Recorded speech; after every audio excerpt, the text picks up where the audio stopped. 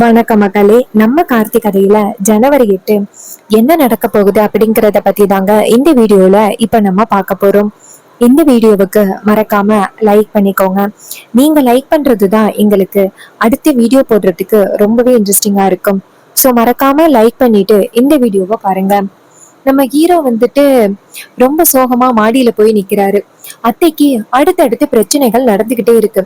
அது எல்லாத்திலிருந்தும் எப்படி அத்தைய காப்பாத்துறது அப்படின்னு நம்ம ஹீரோ யோசனையில நிக்க, வில்லி அந்த இடத்துக்கு வந்துட்டு, டிரைவர் பையலே, என்னடா யோசனை பண்ணிக்கிட்டு இருக்க? அடுத்து அக்காக்காருக்கு என்ன பிரச்சனை வரப்போகுது, அதை எப்படி தடுக்கலாம் அப்படின்னு யோசனை பண்ணிக்கிட்டு இருக்கியோ? ஆனா ஒரு விஷயத்த நல்லா ஞாபகம் வச்சுக்கோ. நீ என்னதான் ட்ரை பண்ணி இந்த பிரச்சனைய நிப்பாட்ட நினைச்சாலும் கண்டிப்பா உன்னால எதுவுமே பண்ண முடியாது. ஏன்னா இந்த வாட்டி நாங்க பண்ற பிளான்ல இருந்து நீ தப்பிக்க முடியாது. சிலம்பம் போட்டியில போன வாட்டி நீ கலந்துகிட்டு என் புருஷனை தோற்கடிச்சிட்ட. ஆனா இந்த வாட்டி எப்படியும் அக்காக்காரி உன்னை போட்டியில கலந்துக்க விட மாட்டா. அதே மாதிரி நீ போட்டியில கலந்துக்கிட்டேன்னா அந்த முதல் மரியாதையே எனக்கு தேவையில்ல அப்படின்னு அக்கா தூக்கி வீசிட்டு போயிடுவா. அதுதான் எனக்கு வேணும். இது எல்லாத்தையும் எனக்கு பாக்குறதுக்கு ரொம்ப சந்தோஷமா இருக்க போகுது அப்படின்னு சொல்ல, ஹீரோ சொல்றாரு, உங்களுக்கு எப்படிதான் இப்படியெல்லாம் மனசு வருதோ எனக்கு தெரியல. தான் சொந்த அக்காவுக்கு இவ்வளவு பெரிய துரோகத்தை பண்றீங்க. உங்க அம்மா இறந்த பிறகு அத்தை தானே உங்களை நல்லபடியா பாத்துக்கிட்டாங்க. உங்க புருஷன் கூட சேர்ந்து வாழ முடியல அப்படிங்கிற ஒரு காரணத்துக்காக நீங்க இப்படி பண்றீங்க. ஒருவேளை உங்க புருஷனோட சேர்ந்து வாழணும் அப்படின்னு விருப்பம் இருந்துச்சுன்னா அத்தையை எதிர்த்து உங்க புருஷன் கூட சேர்ந்து வாழலாம்ல. அதை விட்டுட்டு நீங்க இப்படிப்பட்ட ஒரு காரியத்தை பண்றீங்களே, ஏன் இப்படி பண்றீங்க அப்படின்னு சொல்லி கேட்க, அதுக்கு வில்லி கேக்குறாங்க, இங்க பாருடா, நான் என் புருஷன் கூட சேர்ந்து வாழலாம் அப்படின்னு தான் நினைச்சேன். ஆனா என் அக்காக்காரி விடல. அந்த சிவனாண்டியோட குடும்பம் என் அக்காக்காரிக்கு எதிரி அப்படிங்கறதுக்காக என்ன என் புருஷன் கூட அவ சேர்ந்து வாழ விடல.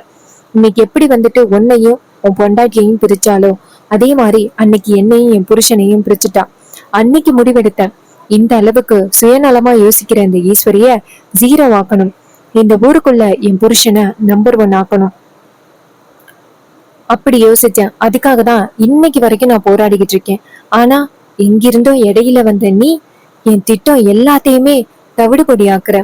கூடிய சீக்கிரம் உன்னையே இந்த வீட்டை விட்டு துரத்தி அடிச்சுட்டு அக்கா கரிய டோட்டலா ஜீரோ ஆக்குறேன்டா. என் புருஷனை நம்பர் 1 ஆக்க போறேன்டா. அப்ப ஹீரோ சொல்றாரு, இங்க பாரு, இப்படியே நீ கடைசி வரைக்கும் நினைச்சுக்கிட்டே இரு.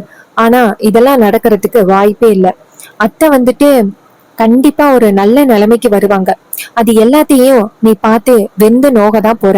அதுக்கு வில்லி சொல்றாங்க, பார்க்கலாம் அதையும் அப்படின்னு. இன்னொரு பக்கம் ஈஸ்வரிக்கு ஒரு முக்கியமான போன் வருது. சோ இத நம்ம பேசணும் அப்படின்னு நேரா மாடிக்கு போறாங்க. அங்க போகும் பொழுது 2 பேரும் பேசிக்கிட்டு இருக்கிறத ஈஸ்வரி கவனிக்கிறாங்க. என்ன பேசிக்கிட்டு இருக்கா சந்திரா அப்படின்னு. அப்போ ஹீரோஸ் அவங்க அத்தை வரத பார்த்துட்டு, சோ இவங்க தங்கச்சிய இன்னும் தூண்டி விட்டா ஏதாவது பேசுறதுக்கு வாய்ப்பு இருக்கு அப்படின்னு ஹீரோ சொல்றாரு. சோ அப்ப உங்க அத்தை வந்துட்டு அவங்க பிள்ளைங்களோட சேர்ந்து சந்தோஷமா வாழ்றாங்க. பட் நீங்க மட்டும் இப்படி தனியா வாழ்றீங்க அப்படிங்கிற ஒரு காரணத்துக்காக அத்தைய பழி வாங்குறதுக்காக இதெல்லாம் பண்ணிக்கிட்டு இருக்கீங்களா? அதுக்கு வில்லி சொல்றாங்க, ஆமா, என் அக்காக்காரி மட்டும் அவ குழந்தை குட்டியோட சேர்ந்து சந்தோஷமா இருக்கிறா. ஆனா நான் மட்டும் இப்படி அனாதையா யாருமே இல்லாம இப்படி சுத்தணுமா? அதெல்லாம் எனக்கு தேவையே இல்லை. நான் கண்டிப்பா அவளை விடவே மாட்டேன். அவளை யாருமே இல்லாத அனாதையாக்குவேன். இப்போ எப்படி வந்துட்டு உன்னையும் அக்காவையும் பிரிச்சனோ அதே மாதிரி அவளை இந்த குடும்பத்துக்கிட்ட இருந்து பிரிப்பேன். யாருமே இல்லாத அனாதையா அவ ரோட்ல கிடப்பா. இது எல்லாத்தையுமே நான் பார்க்க போறேன். அப்ப ஹீரோ சொல்றாரு, இங்க பாரு, இந்த குடும்பத்தை நான் என்னைக்குமே பிரிய விட மாட்டேன். அத்தை இந்த குடும்பத்துக்காக எவ்வளவு பண்ணிருக்காங்க அப்படிங்கிறது எனக்கு தெரியும். நான் கண்டிப்பா வந்துட்டு அத்தைக்கு நல்லதுதான் பண்ணுவேன் அப்படின்னு. அப்போ ஈஸ்வரி இதையெல்லாம் காதுல வாங்கிட்டு சந்திரா அப்படின்னு சத்தம் போடுறாங்க. அப்ப வில்லி டக்குன்னு திரும்பி பார்த்து அவங்க அக்காவை பார்த்ததோட அதிர்ச்சி ஆகுறாங்க. அப்போ வில்லி நேரா அவங்க அக்கா கிட்ட, பாத்தி அக்கா, இவன் என்ன சொல்றான்னு தெரியுமா? வில்லி சொல்றாங்க, அக்கா, நம்ம குடும்பத்தை எப்படி பழி வாங்குறது அப்படின்னு இவன் சொல்றாக்கா. இது கேட்டதும் ஈஸ்வரி சொல்றாங்க, இவ்வளவு நேரம் நீங்க இங்க என்ன பேசிக்கிட்டு இருந்தீங்க அப்படிங்கிறத நான் காதுல வாங்கிட்டு தான் இருந்தேன். இது கேட்டதும் வில்லிக்கு ரொம்ப அதிர்ச்சி. ஆகா, அக்கா காரிக்கு நம்மளை பத்தி தெரிஞ்சு போச்சோ அப்படின்னு ஈஸ்வரி சொல்றாங்க, சந்திரா, ஏன் சந்திரா நீ இப்படி நடந்துக்கிற, உனக்கு நான் எந்த வகையில குறை வச்சேன் அப்படின்னு சொல்லி கேட்க, அதுக்கு வில்லி சொல்றாங்க, அக்கா நீ சொல்றது எனக்கு புரியலக்கா. ஈஸ்வரி சொல்றாங்க, நீ அந்த சிவனாண்டி கூட சேர்ந்துக்கிட்டு என்னெல்லாம் பண்ணியோ எல்லாமே எனக்கு தெரிஞ்சு போச்சு, ஏண்டி இப்படி பண்ற அப்படின்னு சொல்லி கேக்குறாங்க. அதுக்கு ஹீரோ சொல்றாரு, அத்தை இப்பயாவது உங்களுக்கு தெரிஞ்சிருச்சா அவங்க என்னெல்லாம் பண்றாங்க அப்படின்னு, சோ இப்பயாவது புரிஞ்சுக்கிட்டீங்களா அப்படின்னு சொல்ல, அப்ப வில்லி சொல்றாங்க, அக்கா உனக்கும் எனக்கும் இவன் பிரச்சனையை மூட்டி விடுறதுக்காக இப்படி பேசுறான். ஈஸ்வரி டென்ஷன் ஆகி சந்திராவா பலார்னு ஓங்கி ஆற விடுறாங்க. நீ இப்படி பண்ணுவ அப்படின்னு நான் நினைக்கவே இல்லை அப்படின்னு சொல்லிட்டு சந்திராவை பிடிச்சி இழுத்துட்டு வராங்க. வீட்டுல உள்ள எல்லாருமே பாக்குறாங்க. பாத்துட்டு என்னாச்சு அப்படின்னு கேக்குறாங்க. ஈஸ்வரி சொல்றாங்க, இவ இத்தனை நாளும் அந்த சிவனாண்டிக்கு உதவி பண்ணிக்கிட்டு இருந்திருக்கா, இது எதுவுமே நான் தெரியாம இருந்திருக்கேன். தான் சொந்த தங்கச்சி தனக்கு இப்படி ஒரு துரோகம் பண்ணிட்டாலே அப்படின்னு நினைச்சு பார்த்தா எனக்கே ரொம்ப வேதனையா இருக்கு. இவ ஏன் இப்படி பண்றா அப்படின்னு சொல்லி கேட்க, அதுக்கு வில்லி சொல்றாங்க, அக்கா அக்கா அப்படியெல்லாம் நான் எதுவும் பண்ணலக்கா அப்படின்னு கெஞ்சுறாங்க. ராஜா சொல்றாரு, ஈஸ்வரி இப்பயாவது உன் தங்கச்சி என்ன பண்ணா அப்படிங்கறத தெரிஞ்சுக்கிட்டே, அதை நினைக்கும் பொழுதுதான் எனக்கு இப்போ ரொம்ப சந்தோஷமா இருக்கு. நல்ல வேலை உன் தங்கச்சி என்ன பண்ணா அப்படிங்கறத தெரிஞ்சுக்கிட்ட. இதுக்கப்புறமும் அவளை இந்த வீட்டுக்குள்ள வச்சுக்கிறது நல்லதில்ல அப்படின்னு நீ புரிஞ்சுக்கிட்டியா. ஈஸ்வரி சொல்றாங்க, இவ இப்படியெல்லாம் பண்ணுவா அப்படின்னு நான் எதிர்பார்க்கவே இல்லைங்க. இவளுக்கு நான் அப்படி என்ன குறை வச்சேன், அந்த சிவனாடி கூட சேர்ந்துக்கிட்டு ஏன் இவ இப்படி பண்றா அப்படின்னு.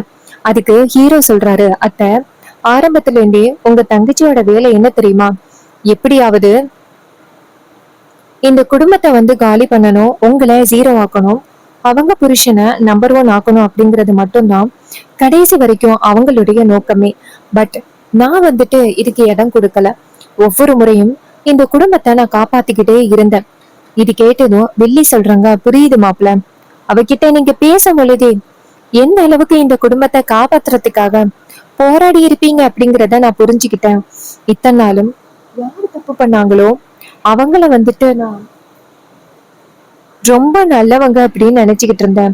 ஆனா யாரு கெட்டது பண்ணாங்களோ அவங்கள போயிட்டு நான் ரொம்ப நம்பிக்கிட்டு இருந்தேனே, இதையெல்லாம் நினைச்சு பார்த்தா எனக்கே கவலையா இருக்கு அப்படின்னு சொல்லிட்டு ரொம்ப கவலையோட ஈஸ்வரி பேச, ராஜா சொல்றாரு, இங்க பாரு, இதுக்கப்புறமும் ஒன்னும் நேரம் போகல, இப்பவே உண்மையை நிரூபிச்சாச்சு. உன் தங்கச்சிய இந்த வீட்டை விட்டு போக வச்சுட்டேன்னு வச்சுக்கேன், இந்த வீட்டுல உள்ள எல்லாருமே ஆல்மோஸ்ட் நிம்மதியாவும் சந்தோஷமாவும் இருப்பாங்க. என்ன சொல்ற. இது கேட்டதும் ஈஸ்வரி சொல்றாங்க, ஆமாங்க நீங்க சொல்றது சரிதான், இவ அவ புருஷன் கூட சேர்ந்து வாழணும் அப்படிங்கறதுக்காக தானே ரகசியமா அவனுக்கும் உதவி பண்ணிட்டு இந்த துரோகத்தை இந்த குடும்பத்துக்கு பண்ணிக்கிட்டு இருக்கா. அப்படி இருக்கையில இவ இதுக்கு மேல இங்க இருக்கணும் அப்படின்னு அவசியமே இல்ல. சந்திரா உனக்கு மரியாதையா கொடுத்து பேசுறேன், இந்த வீட்டை விட்டு போயிரு அப்படின்னு சொன்னதும் சந்திராவுக்கு பேரதிர்ச்சியா இருக்கு. ஆகா, அக்கா நம்ம மேல இவ்வளவு கோவத்தோட இருக்காளே, அவகிட்ட நம்ம என்ன சொன்னாலும் கண்டிப்பா அவ கேக்குறதுக்கு வாய்ப்பே இல்லையே, நம்ம என்ன பண்றது அப்படின்னு ரொம்பவே சோகத்துல இருக்காங்க.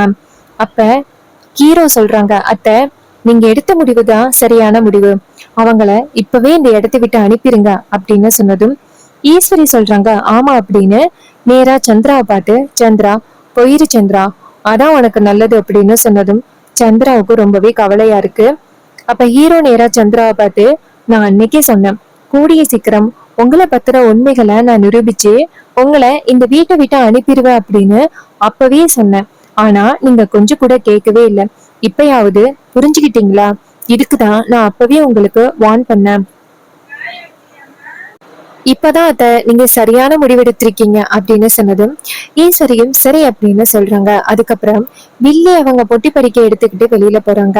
சோ இந்த கதை உங்களுக்கு பிடிச்சிருந்துச்சுன்னா இந்த வீடியோவுக்கு மறக்காம லைக் பண்ணிக்கோங்க. நீங்க லைக் பண்றதுதான் எங்களுக்கு அடுத்த வீடியோ போடுறதுக்கு ரொம்பவே இன்ட்ரெஸ்டிங்கா இருக்கும். சோ மறக்காம லைக் பண்ணிட்டு இந்த வீடியோவை பாருங்க. தேங்க்யூ ஃபார் வாட்சிங். நெக்ஸ்ட் வீடியோல பார்ப்போம்.